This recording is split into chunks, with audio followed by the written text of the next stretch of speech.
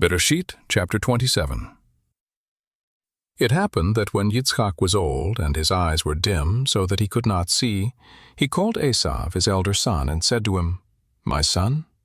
He said to him, "Here I am." He said, "See now, I am old. I don't know the day of my death. Now therefore please take your weapons, your quiver and your bow, and go out to the field and take me venison. Make me savory food such as I love, and bring it to me that I may eat, and that my soul may bless you before I die." Rivkah heard when Yitzchak spoke to Esav, his son. Esav went to the field to hunt for venison and to bring it. Rivkah spoke to Yaakov, her son, saying, "Behold, I heard your father speak to Esav, your brother, saying, 'Bring me venison and make me savory food, that I may eat, and bless you before Yahuwah, before my death.' Now therefore, my son, obey my voice according to that which I command you. Go now to the flock, and get me from there 2 good young goats. I will make them savory food for your father, such as he loves. You shall bring it to your father, that he may eat, so that he may bless you before his death." Yaakov said to Rivkah his mother, "Behold, Esav my brother is a hairy man, and I am a smooth man. What if my father touches me? I will seem to him as a deceiver, and I would bring a curse on myself, and not a blessing." His mother said to him, "Let your curse be on me, my son. Only obey my voice, and go get them for me." He went and got them, and brought them to his mother. His mother made savory food, such as his father loved. Rivkah took the good clothes of Esav, her elder son, which were with her in the house, and put them on Yaakov, her younger son. She put the skins of the young goats on his hands and on the smooth of his neck. She gave the savory food and the bread which she had prepared into the hand of her son Yaakov. He came to his father and said, "My father?" He said, "Here I am. Who are you, my son?" Yaakov said to his father, "I am Esav, your firstborn. I have done what you asked me to do. Please arise, sit and eat of my venison, that your soul may bless me." Yitzchak said to his son, "How is it that you have found it so quickly, my son?" He said, "Because Yahuwah your Elohim gave me success." Yitzchak said to Yaakov, "Please come near, that I may feel you, my son, whether you are really my son Esav or not." Yaakov went near to Yitzchak his father. He felt him and said, "The voice is Yaakov's voice, but the hands are the hands of Esav." He didn't recognize him because his hands were hairy like his brother Esav's hands. So he blessed him. He said, "Are you really my son Esav?" He said, "I am." He said, "Bring it near to me, and I will eat of my son's venison, that my soul may bless you." He brought it near to him, and he ate. He brought him wine, and he drank. His father Yitzchak said to him, "Come near now and kiss me, my son." He came near and kissed him.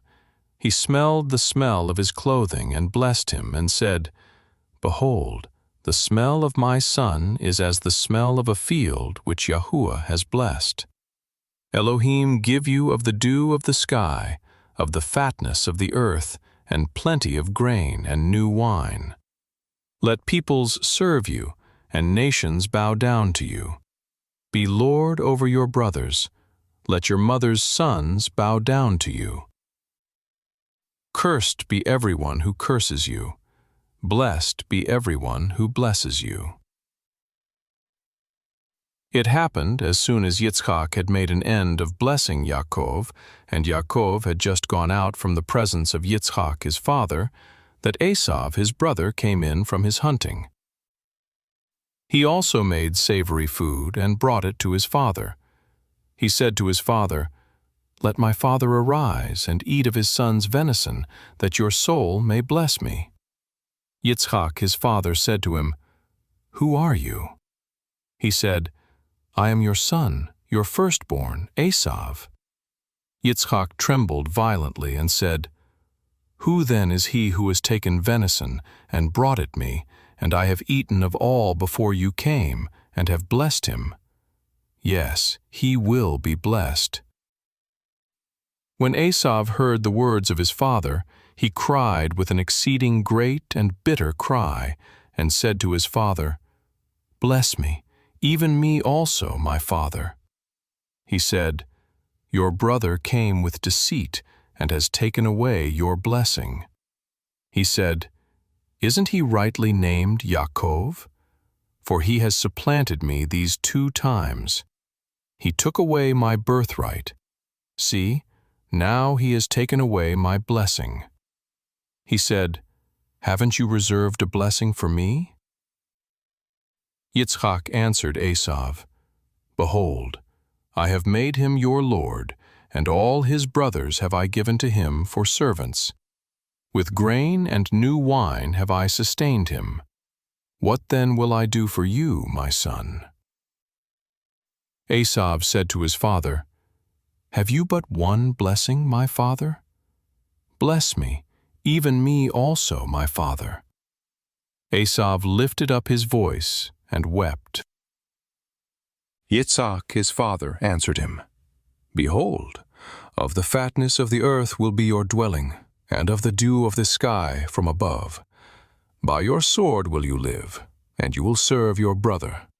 It will happen, when you will break loose, that you shall shake his yoke from off your neck." Esav hated Yaakov because of the blessing with which his father blessed him. Esav said in his heart, "The days of mourning for my father are at hand. Then I will kill my brother Yaakov."